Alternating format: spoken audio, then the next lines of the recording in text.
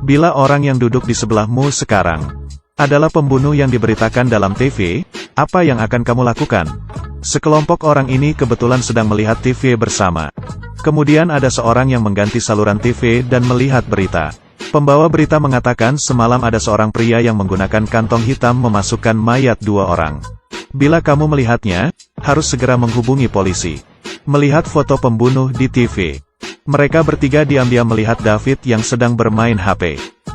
Pembunuh dan dia tidak bisa dibilang tidak ada hubungannya, hanya bisa katakan benar-benar mirip. Melihat wajah pacarnya, David pun langsung melawan. Ini tidak benar, pembunuh memiliki kumis yang panjang.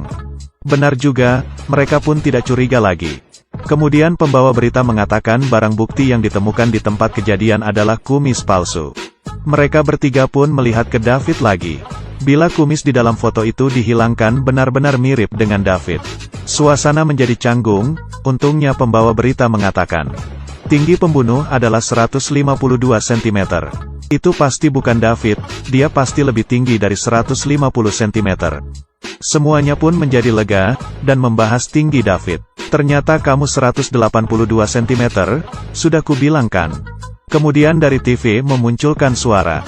Pembawa berita sedang meminta maaf tadi ia salah menyebutkan 182 menjadi 152. Kali ini semuanya pun mengarah ke ciri-ciri David. Kemudian pembawa berita mengatakan dari CCTV. Ia menemukan pembunuh memutar lagu ini saat pergi. Semuanya langsung lega, karena ini adalah lagu yang paling tidak disukai David.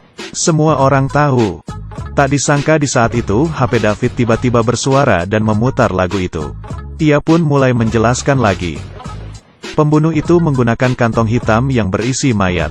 Kemudian mereka melihat ke arah David. Mereka benar-benar mirip. Setelah berita selesai memutarkan lagu itu, HP David juga mulai bersuara dengan lagu yang sama.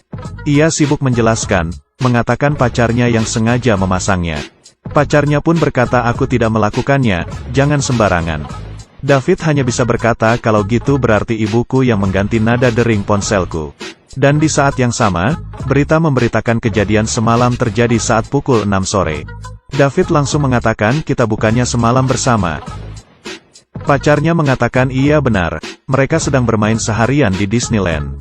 Lalu pembawa berita itu mengatakan pisau ditemukan di parkiran Disneyland. Kali ini mereka bertiga langsung mundur. David mulai melawan lagi mengatakan, ada 70 juta orang, ini bisa saja hanyalah suatu kebetulan.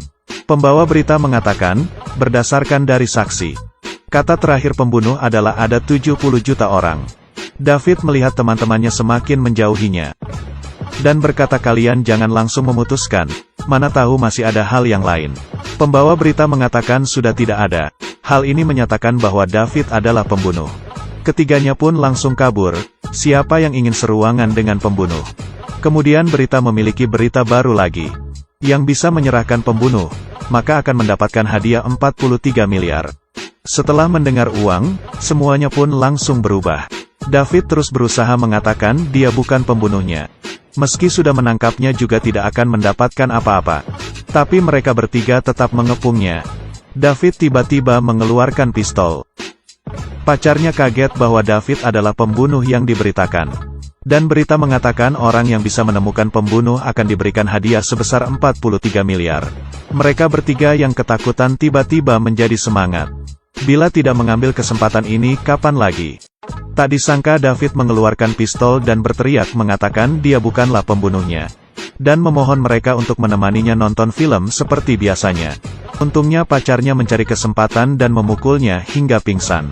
Setelah siuman, David sudah diikat. Pacarnya dan teman-temannya sedang membicarakan sesuatu. Dengan 43 miliar kita bisa membeli rumah, kapal pesiar. Temannya yang melihatnya sudah siuman, mengatakan polisi sudah dalam perjalanan. Pacarnya memberikannya sesuatu. Tak disangka saat itu, pembawa berita membawakan berita terbaru, pembunuh sudah ditangkap. Ketiganya langsung menjadi canggung, dan pacarnya hanya bisa mengatakan April Mop. Kemudian ketiganya melepaskan tali yang mereka ikatkan ke David. Pacarnya memberikannya ciuman. David mengatakan aku benar-benar baik kepada kalian. Bagiku kalian lebih penting dibandingkan uang, jadi aku memaafkan kalian. Mereka bertiga terharu dan memeluk bersama. Di saat itu terdengar suara. Berita terbaru, mereka menangkap Ornak yang salah, pembunuh masih berkeliaran di luar. David pun berpura-pura, dan langsung memasukkan kantong ke kepala pacarnya. Tidak salah, dia adalah pembunuh yang sebenarnya. Teman-temannya langsung kabur, dan David mengejarnya. Kemudian pergi ke tempat siaran dan menangkap pembawa berita tersebut. Siapa suruh kamu terlalu banyak bicara? Pembawa berita pun juga menjadi korban, dan semua orang melihatnya. Saat itu pun dia masih mengatakan dia bukanlah pembunuhnya. Video ini ada sedikit komedinya, aku bukanlah pembunuh. Pemeran utama masih memerankan banyak video-video seperti ini. Bila ingin melihat lebih banyak, tinggalkan di kolom komentar agar aku tahu ya. Ya sudah, video kali ini sampai di sini. Di sini adalah video Ba Jieba. Kita ketemu lagi di selanjutnya.